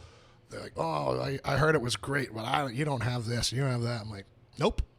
So you feel free. There's 75 other restaurants around here that you could go to, but they stay, and you have fun with them. That's the fun part, I think. So what's your vision for the future? I'd really like to hand it off at some point, because I'm not good at doing that. So not good at handing it off. Yeah, I'm here all the time. I like to know what's going on. I like to have my hand in everything, and I know that that's not how I'll never not do that if I don't consciously try to not do that, right? So you were saying personal growth, like eventually I cannot be here all the time. Yeah, right? especially if you want to scale. Yeah, yes, exactly. So then that's finding that team that you put together of people who give a shit.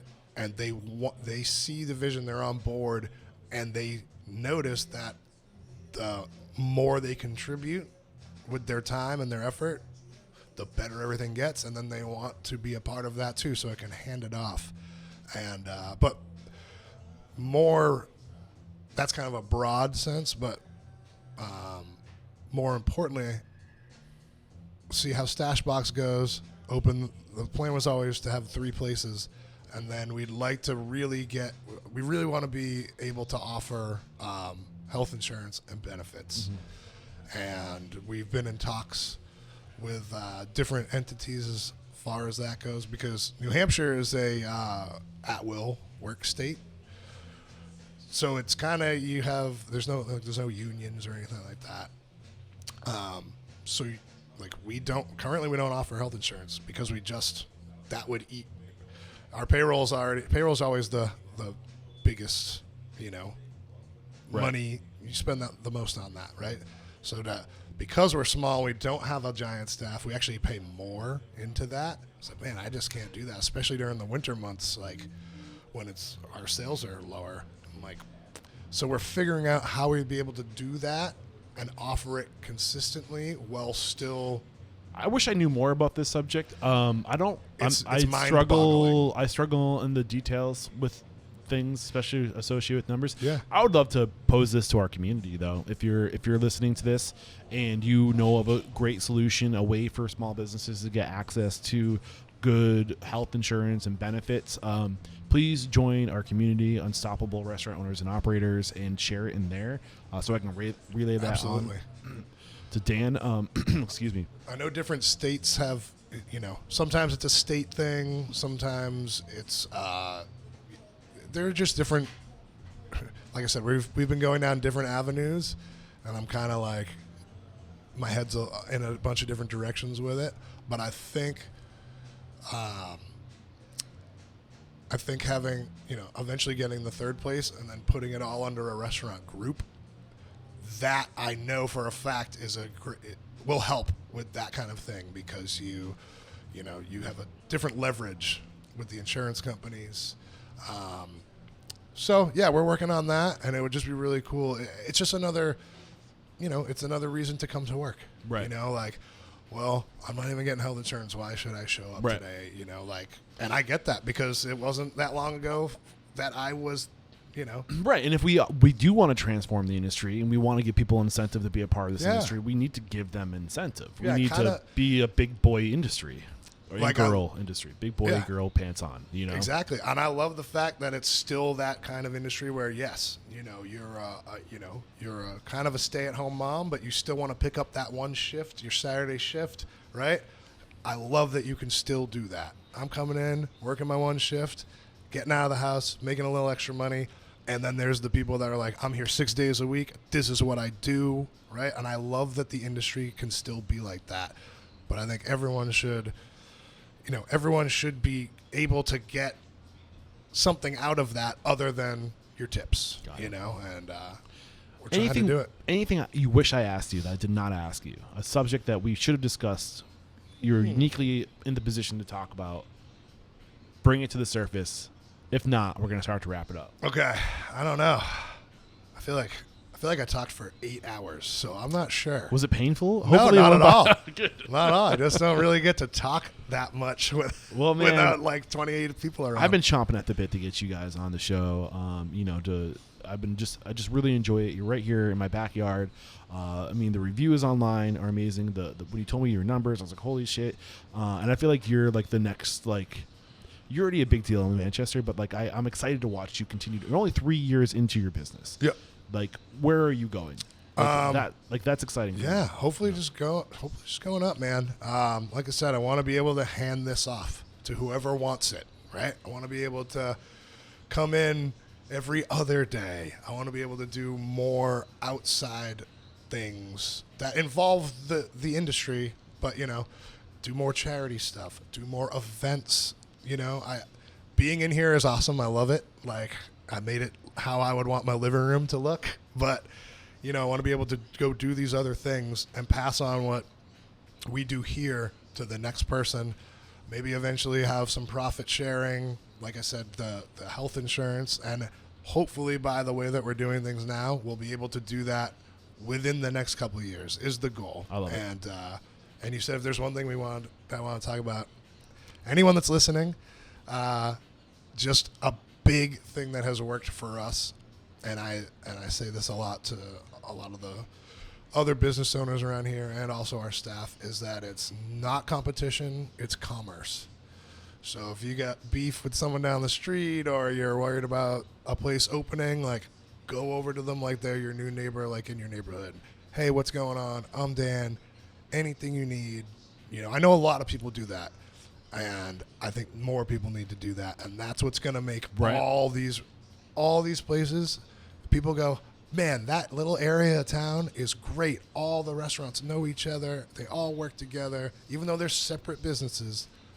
It's commerce, right? Not competition. I think that's at the core of what we're trying to do here is to instill those values of like we go further together, and like this is that on steroids. Like I'm trying to give people like you with these values a microphone to say these are the values our industry needs to have if we're gonna be a legitimate industry and attract onto ourselves legitimate people. And not everyone's gonna do it, but the ones who do will see that it works. Yeah, 100%. And I think it's gonna be great, and this industry will carry on. Right. That is 100% one of the biggest trends I've seen across the nation. The people at the top are all friends with each other. And I think new people who come in look at those people and they go, wow, there's a clique. Have you tried to approach them? Have you introduced yourself? Yeah. Like, don't assume that they're not willing to, like, support you, too. Most likely, they want to do what we're doing. Right. Which is tell you what worked for them. Right. And it might not always work for you, but you gotta, if you want it, you gotta interpret it and figure it out. I call it business polyamory, where like like what ends up happening is like you have this amazing chef over there Yep. who becomes friends with this amazing bartender over there, and they go into business together and they start their own, and they still have equity. But what ends up happening is you just have these people who stay in their lanes, and they have different partners who benefit from their unique ability, and like that's how it's supposed to work. Like your strengths can serve more than one person in one group. Absolutely. But at the same time, like, easier said than done. Like you have to find balance. You can't screw over some people. Like if you're gonna be in a polyamory, like you need communication. Yeah, you gotta have. Everyone's gonna know a little bit of something. You gotta spread the love. Yeah, you man. know, It's all about, like I said, you just gotta love it. Yeah. You just gotta love it more than you hate it. But I think it's 51-49. that mindset of abundance, right? Yeah, for sure. absolutely. Over scarcity. Anything's there for it's all there for the taking. Just to, how are you gonna get it? Right. You know, and how are you gonna share it? We just got a couple more questions, man. This has been a lot of fun. Sir. So what is one thing about your business, a value, a process, a system that is uncommon and makes you truly unstoppable? I think our a no frills approach to service. You know, everyone gets equal treatment, but not the same treatment. Like I was saying before, you know, if one table's rowdy and yucking it up, you gotta yuck it up with them. If one table's having a date and wants to be subdued, you leave them alone, and you do it with your own personality, because people can see fake shit and it's annoying. I know for me, I don't want to talk to the cheesy guy, right? I want to talk. We were literally I was out to dinner last night, and my dinner companion and I were talking about like when people approach you and they just crank it up, and it's like. But it's just like, do you talk to everybody like that? Like, you know, that's not real. And just be authentic, and you know, if your authentic self is shitty, like you gotta come in and do prep in the daytime when there's no one here. So the next question I have for you is: the mission statement is to change the world by inspiring and empowering and transforming the restaurant industry. So. How have you personally transformed? Who are you today versus the man you were when you started in this industry? I would say I am much more aware of the struggles that everyone goes through on a daily basis, you know, because you can't just complain, oh, woe was me, blah, blah, blah. You have to think about, like, when someone comes in here, you listen to their stories. You can see they might not be having a good day, whether it's your employee or a guest or whatever. And so it just kind of makes you more human, I guess. Like, you understand why people want to be in here in the first place, you know, if you actually listen and you actually care. So it's just being more aware of what everyone's going through at any given time. And something that I didn't really think about when I was just working the bar and trying to make money. I was like, yeah, whatever. Oh, you're cute. You know, like now you just kind of know what everyone's going through. Because whatever, you know, someone's business might be struggling here, you know, and that sucks because it's all their money's in that business. It's what they do, you know, and you try to help them do that. So, yeah, I think that would be the biggest one for me. If you got the news that you'd be leaving this world tomorrow, all the memories of you, your work, and your restaurants would be lost with your departure, with the exception of 3 pieces of wisdom that you could leave behind for the good of humanity and your legacy, what would those 3 pieces of wisdom be? Let's see. I would say put your full effort into anything that you do. Even if your full effort sucks, as long as you're putting in what you know to be your full effort, then you can at least die knowing that you did your best. Yeah, and you're gonna get better. And you're gonna gain when you try. You're only absolutely. gonna get better. 1. Okay, that's 1. What I would say, become an observer. 2. Just listen, soak it, be a sponge. You know, like actually pay attention, because you can learn more. You can learn more by doing and listening and repeating than you can by a lot of times, you know, reading the instruction manual. So observe, and I'll steal this one from Bill and Ted. be excellent to each other.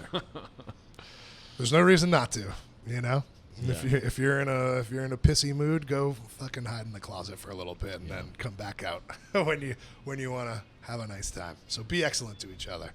And man, I've really loved today's conversation. Same, man. And before we wrap it up, I really want this next question to be the North Star. I want to remove myself from the decision-making process of who do I make an example of. If you found out this person was a guest on Restaurant Unstoppable, like who do you just admire and you wish you could learn from? You think they're doing it right. Who is that person for you? That's a lot of people. You can mention more than one. Ooh, okay. I would say, first off, my friend Matt Berry, who is also from New Hampshire. He does like pop-ups. He's got like a fancy pop-up called Dahlia, and then he's also got a crazy pizza company called Dead Proof. Dude. And he's also got a family, and which I'm about to have. So I know that we both have a lot of stuff going on, and he's just a nice guy. He crushes it, and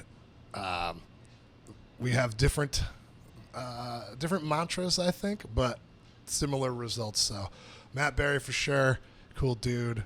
Who else on here? I would say Ryan and Sarah that own 815.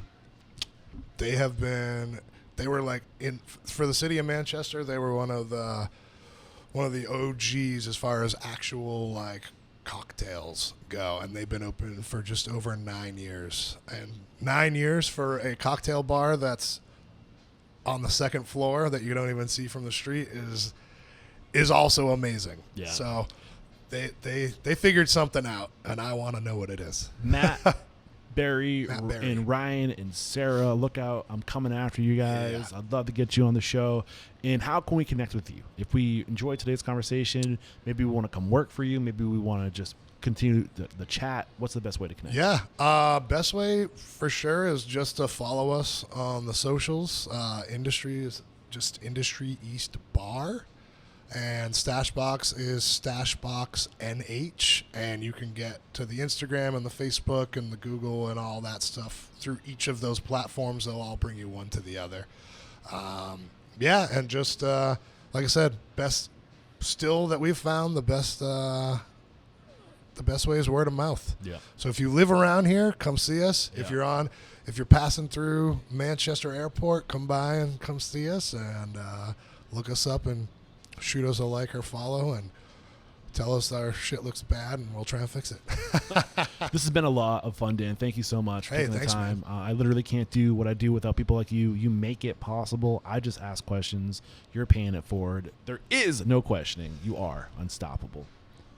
Cheers. Cheers. Well done. Oh, yeah, dude. Thank you. That was awesome. Yeah, man.